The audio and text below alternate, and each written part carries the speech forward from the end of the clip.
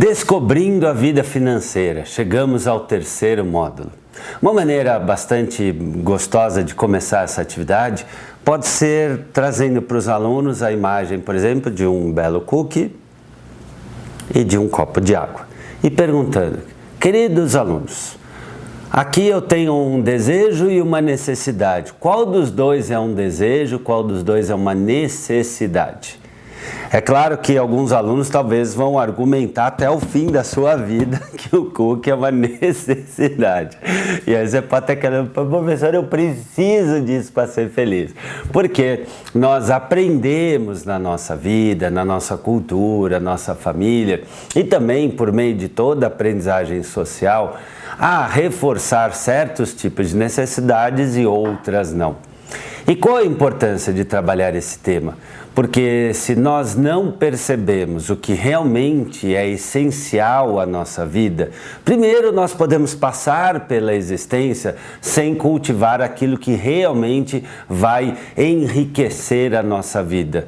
Como falamos há pouco, o amor, as relações afetivas, participarmos uns da vida dos outros, é isso que alimenta, é isso que enriquece, é isso que torna realmente a vida valiosa. Porém, também vivemos no mundo material e precisamos de alimentos, de bebidas, de objetos e de uma série de coisas para viver. Será que todos sabemos lidar bem com o dinheiro? A experiência mostra que não. O Brasil é um dos países que tem maiores índices de desperdício, um dos que menos poupa e muitas famílias com endividamento crescente.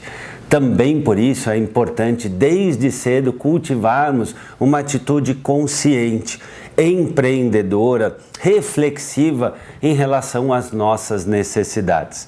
Construir com a criança esta percepção de que sem água não vivemos. Então isso é uma necessidade. Porém, sem este alimento específico ou sem aquele alimento específico, sim, podemos viver. Então é um desejo. Desejo vem do latim desiderio, que remonta ao espaço sideral. O desejo não tem fim, eu posso desejar de tudo. E desejar pode ser bom, principalmente quando ele me leva a buscar metas, objetos, situações, vitórias importantes que sejam boas agora e depois. O desejo, por outro lado, vira um tormento quando ele busca o impossível, quando ele busca algo que é bom só para mim mesmo, tirando do outro, ou mesmo quando desejamos algo que na verdade nos faça mal. Então, esse equilíbrio entre viver com aquilo que realmente é essencial e desejarmos coisas e experiências que sejam realmente saudáveis ou produtivas, necessárias para a nossa vida, esse equilíbrio é o que traz, diria aqui, aproveitando o termo, o sal da vida. Os exageros é que são ruins. Muito sal é tão ruim quanto pouco sal. Uma água muito quente é tão ruim quanto uma água muito gelada. Por isso que Aristóteles, filósofo da Antiguidade Clássica, colocava que a saída para uma boa vida é a justa medida, o bom termo. E para isso nós temos a consciência, que pode nos ajudar a fazer justamente boas escolhas. Voltando à atividade, a grande proposta do começo é trabalhar com os alunos essa ideia. Nem todo desejo é uma necessidade. Você pode pedir que os alunos, por exemplo, dividindo a turma em dois grupos, um grupo escreva, represente, recorte de figuras ou desenhe desejos, o outro grupo necessidades. Mais do que a precisão do termo aqui é começar a estimular uma reflexão. Tá bom, ok, eu desejo isso, e se eu não posso ter isso? E se isso não faz bem para a minha saúde? Qual alternativa eu tenho? Sabia que a gente também pode reeducar o nosso gosto? 1, 2, 3 semanas alimentando-nos de uma maneira diferente pode mudar inclusive a sensibilidade das nossas papilas digestivas. A gente pode reeducar gostos, interesses e a própria percepção de valor que nós temos em relação às coisas. Então, construir bons hábitos desde cedo pode sim fazer toda a diferença. E é por isso que, como você vê aí na sua tela, nós trabalhamos na página 42 essa diferença do precisar e desejar. Se a gente pode ter tudo o que quer e principalmente, como é que a gente pode fazer para conseguir aquilo que realmente é importante para nós? Que seria uma maneira bem delicada de terminar essa atividade depois da leitura conjunta do texto, ou você pode pedir que cada aluno leia uma frase e vá explorando com eles, junto com a turma, ali os termos, as ideias, as reflexões principais. Deixo aqui inclusive uma sugestão para que você, junto com a turma, construa um cartaz que pode ter ali palavras ou até imagens daquilo que é essencial para sermos felizes aqui na nossa sala de aula. Provavelmente você virá coisas como alegria, amizade, abraço, sorriso, respeito, reforçando aqui que muitas das coisas que realmente tornam a nossa vida mais valiosa custam nada ou quase nada. Na sequência, vamos trabalhar o que é o dinheiro. Afinal, o que é o dinheiro? Se é verdade que o dinheiro por si só não traz felicidade, a falta dele pode trazer muito desagrado. E mais do que isso, famílias endividadas muitas vezes são aquelas em que não só os pais têm dificuldade de estabelecer limites, mas também as crianças, por não terem uma boa educação financeira, atormentam, irritam, pedem demais, porque a própria criança não percebe como ela pode cultivar desde cedo bons valores, boas atitudes, boas relações e também aprender a esperar para conquistar ao longo do tempo, na justa medida, aquilo que realmente seja importante para a sua vida. A nossa ideia aqui não é associar o dinheiro como algo ruim. Muito ao contrário, nós acreditamos e queremos ajudar os nossos alunos a construírem uma prosperidade sustentável, ou seja, que eles se tornem prósperos, que eles façam o mundo ter mais valor por meio da sua presença e futuramente do seu trabalho, mas sem desprezar os recursos emocionais, espirituais, sociais e ambientais com os quais eles convivam. E é por isso que nós trabalhamos aqui, como você vê aí na sua página, esse texto sobre o que é o dinheiro. E na sequência, na página seguinte, você visualiza, nós apresentamos para os alunos as diferentes moedas e cédulas, para que os alunos conheçam não só como se move, como se constrói, como se conecta a vida financeira como um meio de troca, mas fundamentalmente que eles percebam duas atitudes muito importantes. A primeira, aprender a conservar bem as cédulas e as moedas. E mais do que isso, que eles aprendam que eles têm sim, assim como viram escolhas em relação aos seus sentimentos, eles também têm escolhas em relação às suas necessidades. Às vezes eu não posso comprar, mas eu posso esperar. Às vezes eu não posso ter, mas eu posso trocar. Às vezes eu não posso ter agora, mas poupando eu posso ter lá no futuro. Eu posso, às vezes, junto com um colega, eu tenho uma parte de um brinquedo, o outro tem uma parte de outro brinquedo, a gente brinca junto. Ou seja, nós temos escolhas, tanto em relação ao nosso mundo interno, como em relação ao nosso mundo material. Percebe que a gente vai construindo com a criança toda uma conceituação que começou lá atrás, com o nome, o apelido, as emoções e as escolhas. Agora a gente faz esse mesmo caminho, só que em relação ao mundo material. Afinal de contas, esse lápis pode servir para escrever no meu livro, mas esse lápis também pode servir para uma menina, por exemplo, prender o cabelo. Esse lápis também pode servir para, de alguma forma, virar um objeto que pode ser colocado aqui com uma colinha, virar um bonequinho. Um objeto pode ter muitas funções. Um papel, em vez de ser jogado no lixo, se ele é bem amassadinho e coloca um durex, ele vira uma bolinha e pode servir como um brinquedo. Então, esse espírito inventivo, criativo, pode ser uma das sementes para a construção de uma atitude empreendedora também. E é por isso que, para consolidar tudo isso que falamos até agora, na sessão Pensar, Sentir e Agir, nós vamos trabalhar o dinheiro que é utilizado no Brasil e muito melhor, no item 2, nós vamos simular a ida a um supermercado. Existem escolas que às vezes até gostam de montar na sala de aula a simulação ali de um supermercado, estimulando que os alunos escolham, por exemplo, como usar bem uma determinada quantia de dinheiro. Pode ser interessante distribuir para um aluno, por exemplo, R$50 ou R$100 em notinhas. E aí eles podem fazer uma escolha.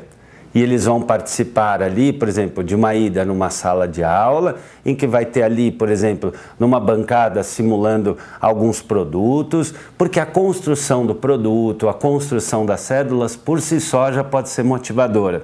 E aí você pode ter estações, por exemplo, de alimentos, de brinquedos, de roupas.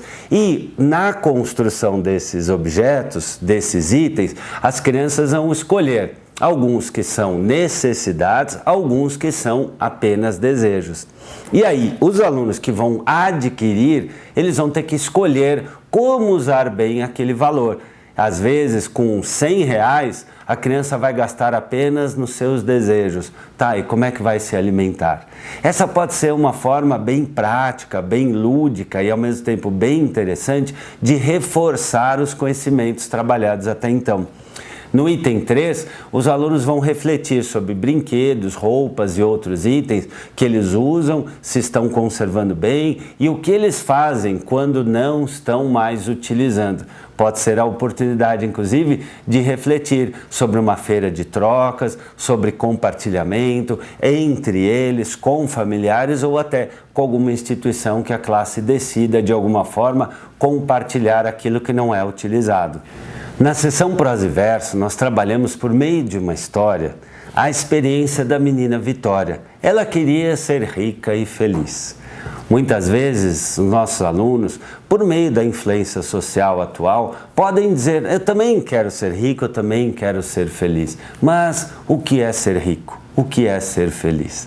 Aqui nessa história, nós trabalhamos que a felicidade, ela pode sim ser advinda da atitude de gratidão, da atitude de reconhecimento de quantas coisas boas nós já temos dentro de nós mesmos.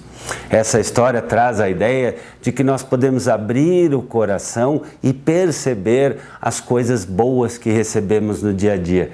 Pode ser um bom momento para você reforçar com os alunos que eles notem quantas coisas boas já há em suas vidas. E se você comentar aquilo que você reconhece de bom dentro de você, por exemplo, olha, eu tenho um trabalho que eu gosto muito de dar aula aqui para vocês, olha, eu tenho a capacidade de me comunicar com vocês, olha, eu tenho uma escola, eu tenho amigos, eu tenho familiares, eu tenho uma música bonita que eu ouvi hoje de manhã, eu tenho na minha mente a ideia de um céu bonito, quer dizer, tudo, na verdade, para quem tem olhos bem sensíveis, tudo pode ser motivo de enriquecimento, até inclusive as adversidades. Pode ser um bom momento para contar, inclusive, olha, eu tenho dentro de mim a felicidade de ter superado um momento difícil semana passada com tal e qual situação. Essa é a grande proposta dessa história, estimular que coisas, situações, estímulos bons que recebemos pelos 5 sentidos podem tornar a nossa vida rica e feliz. Na sequência, nós propomos justamente algumas ações para reforçar os conhecimentos explorados agora. Nós sugerimos uma feira de trocas e aí, claro, é importante lembrar, escrever uma carta para os pais, para que eles saibam que vai ser feita essa feira, porque às vezes a criança, da sua ingenuidade, da sua pureza, traz ali um objeto que ela acha que é possível compartilhar ou que ela acha que tudo bem e a mãe ou o pai pode ficar muito bravo. Então, escrever uma carta, se comunicar com a família, reforçando que os pais, junto com a criança, escolham um ou mais objetos que de alguma forma possam ser compartilhados.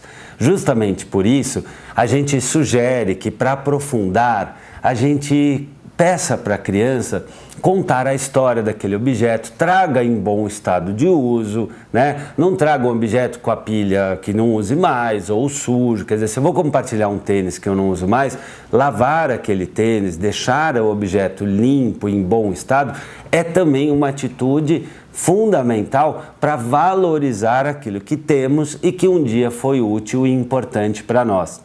Não à toa, nós trabalhamos em valores e atitudes o amor e a universalidade, porque o amor, a gratidão, a leveza, valorizar as pessoas, as coisas e as experiências que vivemos, tudo isso é amor. Quem tem o coração aberto para o amor tem uma chance grande de ser inclusive mais feliz. É para isso que servem os valores, não só para nos ajudarmos a saber de que e de quem nos aproximarmos ou afastarmos, mas também como construir uma boa vida.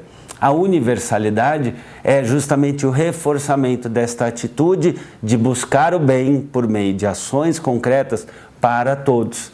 Por isso que a gente fala de feira de trocas, de respeito, de consumir aquilo que precisamos e na quantidade que realmente necessitamos.